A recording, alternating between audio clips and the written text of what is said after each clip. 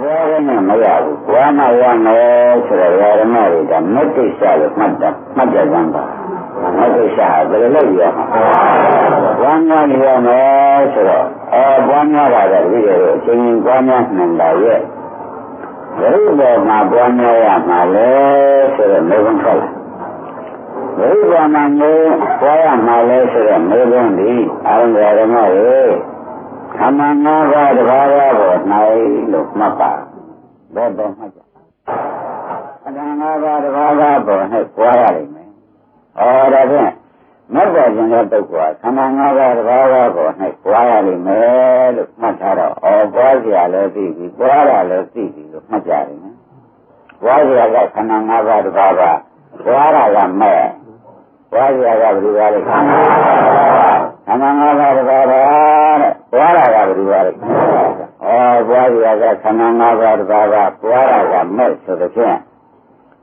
ဓမ္မတို့ဒီကမှာကြီးရတာလည်းရှင်အသုံးချရလို့ရှိရင်လည်းဘုရားပြည့်စုံပါပဲအသုံးမချရလို့ရှိလို့ရှိရင်လည်းဓမ္မတို့လေးရမျိုးရတိုးရတဲ့ခန္ဓာကြီးပဲဆိုတော့မှတ်ထားမှာပေါ့ဗျာဘွားရတဲ့ကိုကြတာဒီခန္ဓာကြီးကလည်းလူကြီးတစ်ခွဲဘုမာဘကန်းဆိုတဲ့ဘုနာတွေကျင်းတဲ့နိဗ္ဗာန်ပို့နိုင်တဲ့ဆွမ်းရည်တတ်ရှိမပွားတဲ့ပုဂ္ဂိုလ်ကြတာဒီခန္ဓာကြီးကြောင့်လည်းဘယ်လိုကနစ်မြုပ်ပါတယ်ဆိုတော့မှတ်ထားဒါကြောင့်ခန္ဓာကြီး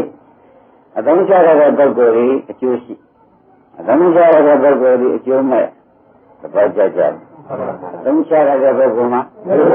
အသုံးမချရတဲ့ပုဂ္ဂိုလ်မှာအကျိုးမဲ့ဖြစ်ရပါရဲ့လို့ဆိုတဲ့ဖြင့်ဇာမနာကိုယ်ရဲ့ရှိကနေတဲ့ဓမ္မတွေဖြစ်နေတော့ဘုရားရဲ့အကျိုးရှိတဲ့ဘက်ကိုကဲတင်နေမယ်ဆိုပြီးကြတာအကျိုးရှိတာပဲပြရမှာပဲအဲ့တော့ဓမ္မတွေဘွားပါခန္ဓာ၅ပါးတော့ဘွားတော့ဘာဖြစ်မှာလဲခင်ဗျဘွားတော့ဘာဖြစ်မှာလဲလို့ပြောတဲ့ခါကျလို့ရှိရင်ဖြင့်တဲ့ဓမ္မရဲ့ခန္ဓာမှာအဝိဇ္ဇာလည်းရှိတဏှာလည်းရှိဓမ္မတော့အဝိဇ္ဇာလည်းရှိတဏှာလည်းရှိသဘောကျကြအနာဂတ်ဘာမှရှိပါအဝိဇ္ဇာလည်းရှိတဏှာလည်းရှိပြီးဒီကာလနေတော့ဘွားကများလို့ရှိရင်ဖြင့်အဝိဇ္ဇာတဏှာတွေအဝိဇ္ဇာဒီကားလို့ဆိုလို့ရှိရင်ဖြင့်ပါလိမ့်မယ်တဏှာတွေခန်းချောက်လိမ့်မယ်မှတ်ရ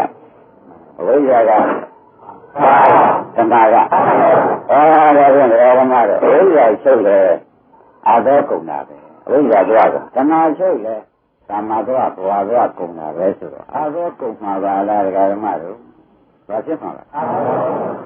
ခန္ဓာ၅ပါးတော့ဘွားလိုက်ရှင်းနေအစမောင်တို့အာလုံးတို့အာသောကုန်နေမလို့ခန္ဓာ၅ပါးတော့ပြောရင်ဘာဖြစ်ပါအာသောကုန်နေဆိုတော့ခန္ဓာ၅ပါးတော့ကို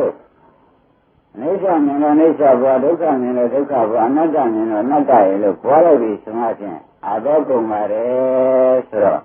ဘယ်တော့ကုန်မှာတော့ခရားလို့ဓမ္မတွေအချိန်ကာလကိုမေးကြတယ်အချိန်ကာလမေးတဲ့အခါကျတော့ဓမ္မတို့ကိုယ်ဒုအလိုက်ကိုကုန်ကြလိမ့်မယ်လို့ဖြေမရှိကိုယ်ဒုအလိုက်ဆိုတော့ယုံနာမယုံမိမှာဆိုရတယ်ကိလေသာဒုတဏှာဒုကြီးရလို့ရှိရင်ဖြေခြင်းရပါးရံလို့ကိလေသာဒုတဏှာဒုနည်းရံလို့ရှိရင်လည်းဉာဏ်ရမယ်လို့အဖြေထုတ်ရရှင်းရဒါဘယ်တော့ရမှာတုံးဆိုတော့မမင်းနဲ့ကိုယ်ကိလေသာဒုတဏှာဒုကိုကြည့်ရှင်းရ